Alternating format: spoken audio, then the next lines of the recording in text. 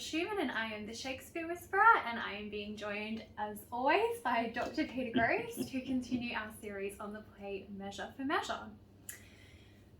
And yes, if you've noticed our amazing outfits, yeah, that's right, we are matching. And you know, it's funny because often people say that, you know, people who are in the academic field aren't very cool, but pretty sure we just disproved that. Absolutely, through the roof. Yeah. And if you get confused, Angelo is one on your right. Okay. Okay. Right. We are in Act 2, Scene 4. Oh yeah. Oh. All right. We're Before we begin, I just want to say something of a more general nature about these videos. videos for now, but Videos maybe we should Yeah. do a podcast. That's right. There's a topic. It's been quite a hot topic on the what's called the Shakespeare list. This is a list for Shakespeare academics, and it goes back to the 90s. Actually, it's been running a long time. So a lot of the most famous people contribute to it. And there's been a discussion going on now for weeks about character and the validity of talking about character in a Shakespeare play.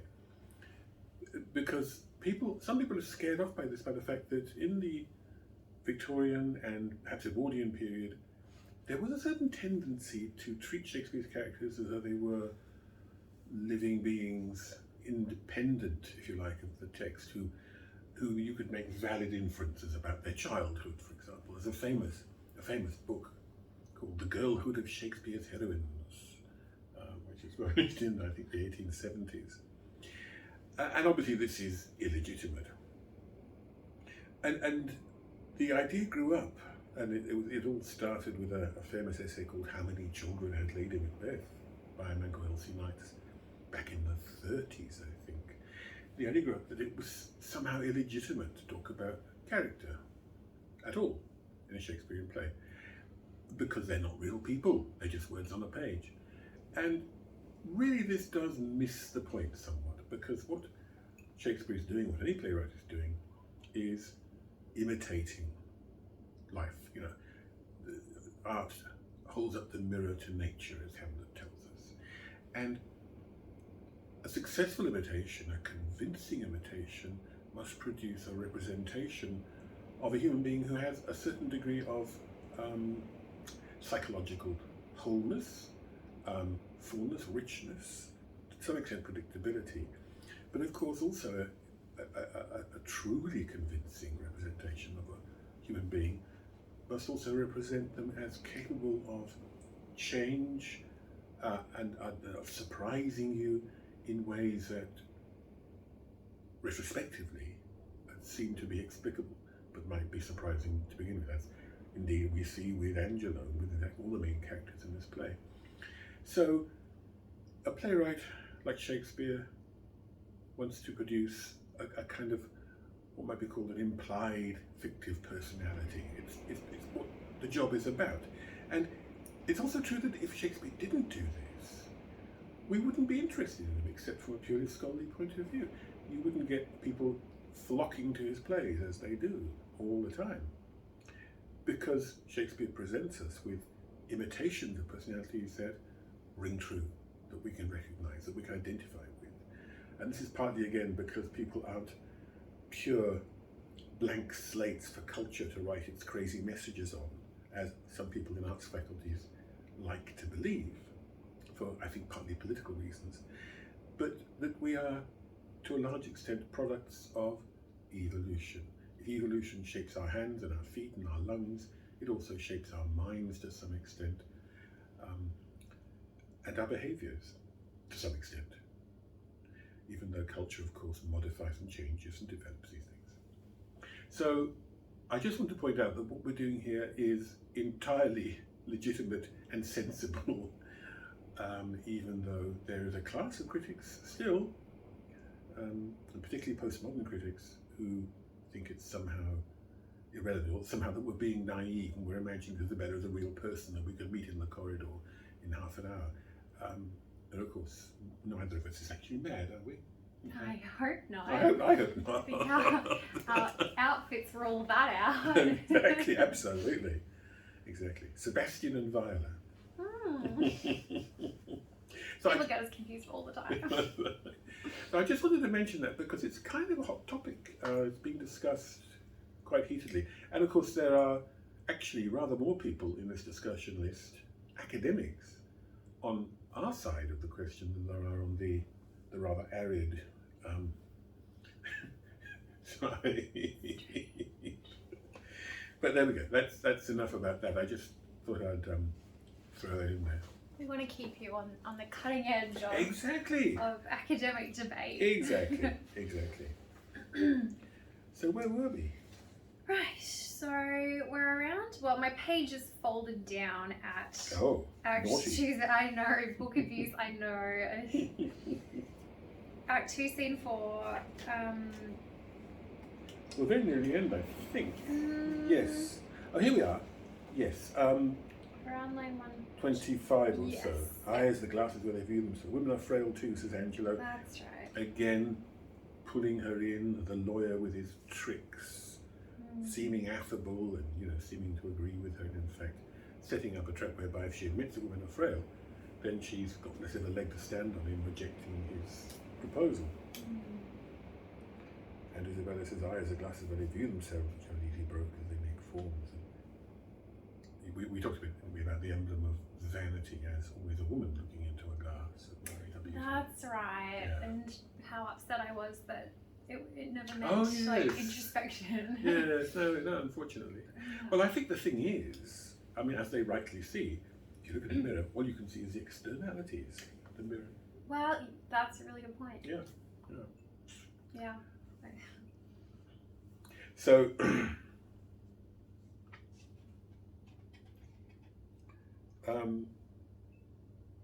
although actually it's interesting, sometimes it is used in that way by a kind of extension, as though you could somehow mirror an interiority, but it's quite rare. But an example would be Hamlet talking to Gertrude, to his mother, getting her to confess to some unspoken crime, of which neither of them is very clear what exactly her crime is. But he says, I shall set you up a glass, a mirror, wherein you shall see the inmost part of you. So, Angelo is vindicated. Yes! Yes! Oh, I'm so happy. I wouldn't think of that. Well, you've thought of it now. Well, of course, the thing is that it's not just any old glass you might find lying around, it is something devised by Hamlet. So Hamlet is going to allow her to peer into herself, into her own interiority. A bit like, indeed, a confessor with a penitent. But that's another story. So, help heaven men their creations mar by profiting by them. So men undermine their God-derived created status by taking advantage of women's frailty, as indeed some men do. Nay, call us 10 times frail, she says, for we are soft as our complexions are, and credulous to false prints. It's a very interesting phrase, isn't it? Yeah, or even like we are soft as our complexions. Is that a kind of a reference to the medical belief at the time that because women, build muscle less easily than men and they're therefore physically softer, they're like mentally softer as well? Well, yes, and in fact, she's probably alluding to a particular theory about human conception and embryology, one which Shakespeare may or may not have subscribed to, shall we say. There were a number of these around. There wasn't a single orthodoxy deriving from Aristotle and from Galen and others. But one of the most interesting ones was what's called the one-sex theory. Actually, it's very interesting nowadays, isn't it, the one-sex theory? This is the theory that there's only one sex, and that's male, and that females are simply failed males, if you like. So they're not fully cooked. They're made with cold sperm from the left-hand side of the testicle, the left-hand testicle, hitting the left-hand side of the woman's womb, and therefore there's not enough heat to cook them completely so that they're firm, so they're still pudgy, like a loaf of bread that's taken too soon out of the oven. Half-baked, I remember the word Half-baked. half-baked. Woman's a Yeah. half-baked man, yes, exactly. Charming, isn't it? Yeah, and of course that suits the idea of patriarchy very well.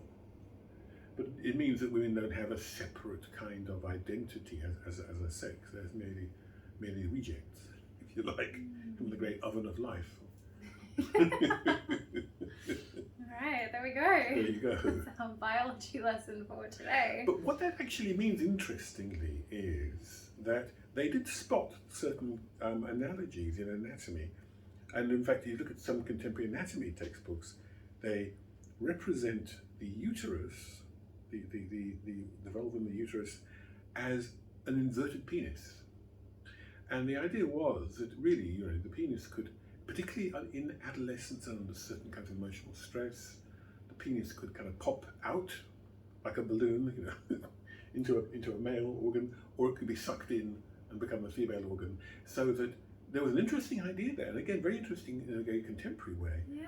That in adolescence, before maturity, gender was a rather labile concept that was open to reconstruction in a very physical way. Interesting. And when you think of the way Shakespeare loves to play with these matters, well, we mentioned Viola and Sebastian earlier on. It has an interesting bearing on all that. It's taking us away from the play. This play a little, so I'm not going to further into that. But these ideas are actually quite relevant. So yes, she's soft, she's half-baked, she's doughy. How far she believes all this, I don't know. Is she? She knows she's not stupid. Oh, she does. Right?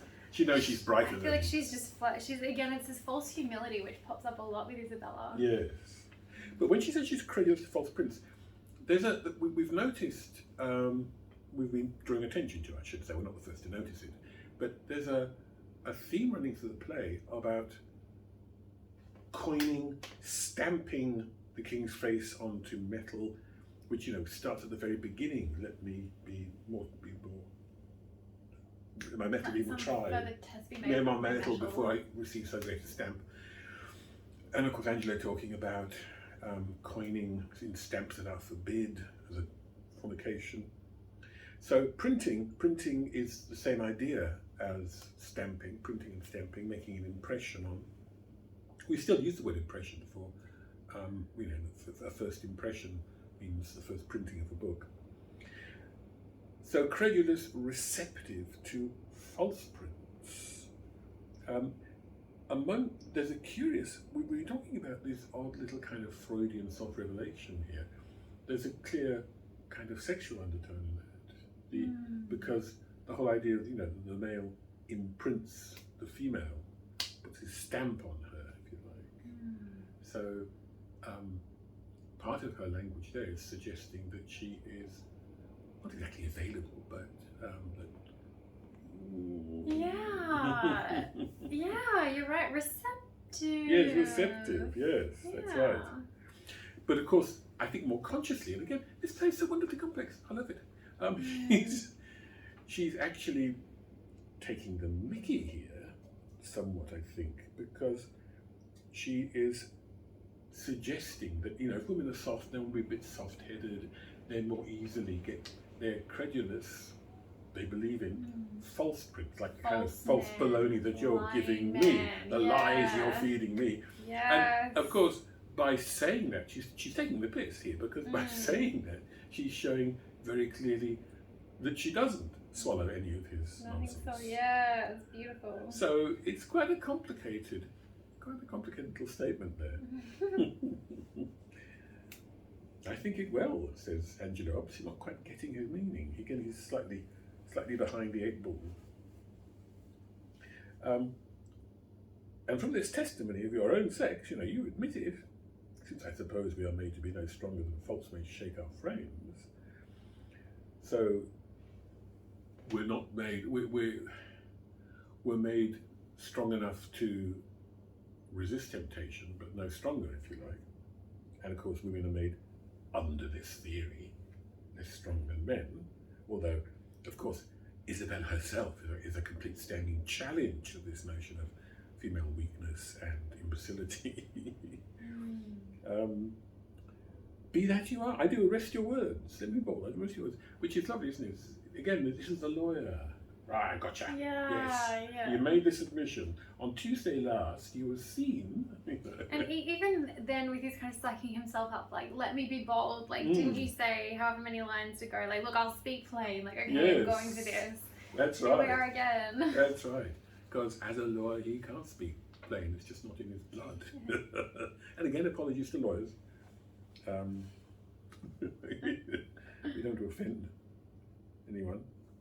I do arrest your words. Be that you are, that is a woman. If you be more, you're none. If you're more than a woman, you're not a woman at all. More than a woman, if, as I begin to suspect, you aren't the weak, feeble, spongy, easily pushover that you ought to be, but in fact a rather sort of strong, terrifying opponent, then you're not a woman. What does that mean? Like, yeah, well, I know. it reminds me of that line in Macbeth Yes. when he's like, I dare do all that may become a man who dares do more is none. Yes. It just reminded me Exactly. of that. Which in Macbeth's case means, if I do anything if I go beyond what is okay for a man to do, I lose my humanity. Yeah, Who that's dares right. do more is not a man at all, not a human. Yes, because part of being a human being is having a kind of moral compass and guide and so on. Yeah, but here, this makes no sense. well, I know, but then he's being loyally. I mean, it's a kind of nonsense. And after all, if she's not a woman, why does he fancy her? If she's something else. Yeah, and she's not feeling insecure in her womanhood, like. No, that's right. Is he saying you're too butch to be a woman? But no, you're not. He's trying to sort of shame her into belonging to a kind of culturally described category. I wonder if there's a reference here to being a nun, like joining the convent. Oh. And is there some kind of sense of your loss of womanhood when you join the convent because you're a virgin forever? And if we think of Midsummer Night's Dream, when Theseus, is it? That's right. Just sort of tries to warn the young girl off becoming a nun, and it's kind of like, you will wither or something. That's right, chanting faint hymns to the cold, fruitless moon. Yeah. Yeah. And that's brilliant. I love it. I love it. Thank you. You can see we don't script these things. You may have noticed this already, but that's actually, I love it because under this, under early modern ideology, a woman becomes a woman by marrying and by conceiving and bearing children. And until she does that, she's not fully, completely a woman. And this, incidentally, is one reason why Queen Elizabeth never married and never had children. Because her being a woman was always a slight problem in terms of this patriarchal ideology that we've been talking about, for her status as ruler. And so there's a sense in which she was constantly trying to fudge the issue of being a woman. I know I have the body of a weak and feeble woman, she says, but I have the heart and stomach of a king, and a king of England too. So that's actually very interesting. Yes, you're a nun if you're. Yeah. I didn't think of that, but it's a beautifully Shakespearean pun, isn't it? Yeah. And that works, and then that works well with what he says next. Yes. If you be one, as you are well expressed by all external warrants, so yeah, because y'all look like one girl, that's right, you've got I'm all the checking bits. you out. Show it now by putting on the destined livery. Yes. So fulfill your womanhood Yes. by sleeping with me. A destined livery is wonderful, isn't it? Destined livery. Yeah, if you're a woman. So he's trying to squeeze her into this kind of ideological mould. In the 1970s, there was a movement of conservative women who were reacting against feminism, second wave feminism, I suppose it was then, wasn't it? And they called themselves women who want to be women, which sounds like a kind of crazy tautology. But the first women is, if you like, ontologically or biologically defined. And the second women is functionally or ideologically defined. A woman is subservient, a homemaker, has the pipe and slippers ready for the husband when he comes home, that kind of thing.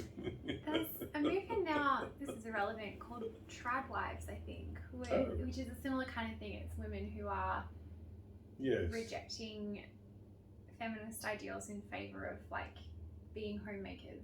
Right. I looked into it a lot, but anyway, it's still there. It's still there. And that's what he's trying to do. He's trying to force her back in the box. You know, I don't think he's going to be very successful. Or I think it's also kind of like, you can't deny it, it's destined, it's destiny. Yes, yeah. You are a woman, just be who you're It's supposed to be. If you keep resisting sex, you know, you're none, you're not, like, just embrace your identity and who you are. Exactly. You're frail, you're weak, you're sexual, you're a woman, just... Yes, just go with it. Let's do Go it. with the flow. Yes, that's right. Show it now. Exactly. Yeah, that's very interesting. I've written a note in the margin by that, putting on this in livery, I've put, i.e., off with your knickers. Wow. Yeah, that is ironic, isn't it? It's not, it's not putting on extra clothes. No. And Isabella's response is just bafflement. Because again, she's still in a kind of pre-fallen state where language is concerned. I know her language has a doubleness, as we've seen very clearly. It's not an intended doubleness, as the lawyer's doubleness, the forked tongue of Angelo. It's a quite unconscious doubleness. So she's the hand of trouble. One, gentle, my lord, let me entreat you, speak the former language. If I may, I love this irony here. I have no tongue but one, implying like my words just have one simple meaning when it's like, no. You've been talking double for a long time during this scene.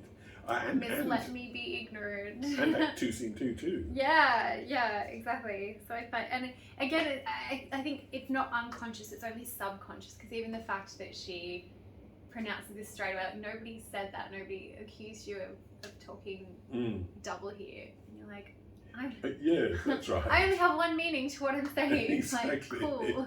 Why are you bringing that up? Look, I think, ironically, there's a doubleness in what she's saying here, because one meaning is, tongue also means language, of course. So I just speak the one language, English, and you're talking double Dutch to me. You know, what the hell are you talking about? Oh, I see. I can't understand. Oh, okay. I didn't get that. But I think what you're saying is also there too. So in the line in which she denies a doubleness of tongue, she's using a doubleness of tongue. Yes. just like in the very first line of the play, where the Duke pompously rejects pomposity. This is an extraordinary play. Why it's not performed more, I just don't know. Yeah. Particularly in the whole, Me Too environment, which is... Well, I think it is quite, not tasteless, but I can see how people would find it very... Oh, triggering. Offensive, confronting, triggering, like, it is a very uncomfortable play. It very much is. It doesn't dance around. I understand, yeah. Well, Angelo dances around things, of course, but the play doesn't. And I think if you're looking at it at a deep enough level, you can see like the rich complexity that's going on. But if you just kind of play it like, haha, like now, he wants her to sleep with him, like I can see how it is really on the nose and like. I have seen some awful productions of the play which try to reduce it almost to a kind of, Don't say comedy. Oh, well, I mean, it is a comedy technically, but yeah, like, almost like ha comedy. Oh. That's right. No. Yeah. It's a very subtle play and isn't always recognised. But it will be now. Yeah. So Angelo, speaking about Freudian language, plainly conceive, I love you, he says. So finally, there it is, but also not quite. What? Love is not really the word here because, Interestingly, we've talked before about how some of Angelo's language is so romantic, if read in isolation. This again is this kind of, it hits me like a kind of, Mr. Darcy in Pride and Prejudice or something. You plainly conceive, I love you. And you're like, woohoo! But then you remember the context. Yes. It's this weird, again, doubleness it's all about. Yeah, and the fact that if he gets what he wants, she may well conceive, plainly or then the conceive. Oh, I didn't even. Oh, really? conceive. Conceive, Oh. yes. Again, doubleness. But then, of course, you know, I love you. And like, well, you don't treat someone you love No, like you don't treat them this. as an object. Exactly. You just right. want them to cast away. Love is the opposite of selfishness. Exactly, And- exactly. So, so he's still not being direct. He's still not being plain, though he claims to being plain. That's true. If he'd said, "I want you," that might have been. Yeah. But, yeah. That's the difference. Isabella's response, it's very interesting. Now, if you're an actress, I don't know, because this is a shocking moment. I mean, although, well, again, how shocking? Because, yeah, this is it. On one level, she's been ignorant, let me be ignorant of your meaning, until he finally takes the last veil off, claim to conceive, I love you. But actually, really, really, truly, deep down. Yeah, because I always found the speed with which she comes back with a really well seasoned argument doesn't imply total shock. No. Like consciously she kind of knew, and now he said it, and she's ready to, because it's really clever what she says. My brother did love Julia, and you tell me that he shall die for it. Yeah. So it's a beautiful argument that continues, but this is supposedly a huge revelation. So yeah, it undermines her She should be knocked ignorance sideways of this. Yeah, and she isn't. And yet, well, yeah, I mean, I was thinking about that, but then I was thinking sometimes, do you ever just say, like, do you ever just go into autopilot in the moment, and you're like, I can't respond to that, I'll just... I suppose so, yes. I think it could potentially still be acted as a kind of a numbness and a shock, and just, you know, she's clearly intelligent enough to go on to autopilot and continue a rigorous, you know, rhetorical debate while, you know, not being able to deal with this shock. Well, yes, because what we see is we've got two short lines here. Angela has a short line, and she doesn't complete it as she could. Instead, she produces her own short line, which means that it's not an immediate response. There's a slight, as you would expect. She recovers her composure pretty quickly, but there's a slight, what would we call it, a pause. What? Yeah. Something dawning in her face, you know.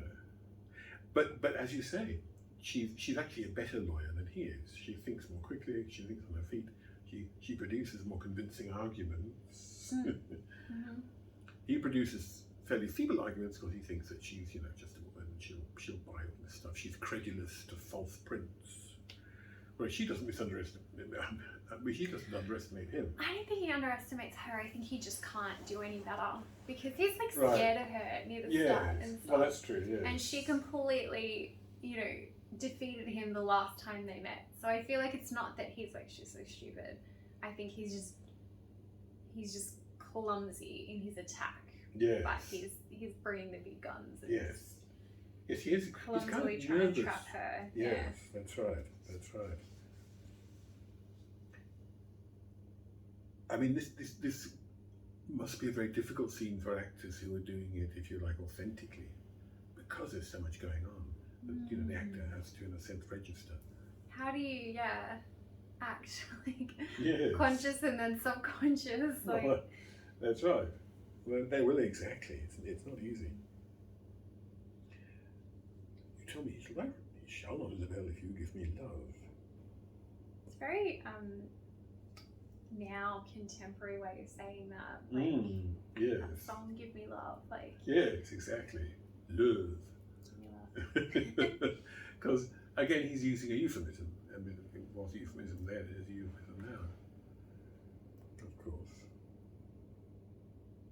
And Isabel, she is still not quite ready to believe. So I know Virtue has a license in, which seems a little fountains to pluck on others. In other words, as a law officer, the chief law officer in the state, he has a license, a liberty to, to entrap. We'd call it entrapment, and we'd disapprove of it. But I didn't think they saw that was a problem at all, because if you do something that's morally wrong, you're doing something that's morally wrong. And the fact that Satan whispered in your ear is not letting you off the hook one little bit because you consented to it. So he's allowed. How are we Sorry, doing? we're on 30 minutes. Oh, okay. We'll wrap off this thought and Okay, right. Wrap this thought. keep going. What was the thought? Oh, yes, that's right.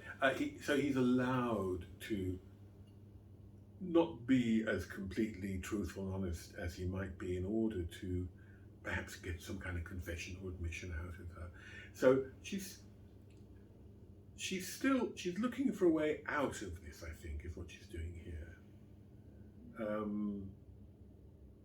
Maybe this is it. Maybe you're just doing this to entrap me into some sort of confession or admission. Which is so psychologically correct. Like this, Yeah. it's denial. Like It's denial. I can't believe this is happening. Like No. surely, you know, there must be an explanation. Surely you're just pretending. Like, That's right, because it's an appalling situation. Yeah. This is the most powerful man in the state, whose word is law, coming on to you. Hmm. And On that note, on that note, we will pause. yeah. Okay. My leg's got to sleep. Poof. Oh shit. Oh my gosh, you okay? Yeah. I'll do it. We're leaving that in. Leaving that Is in. it just that one? I think it's the black one.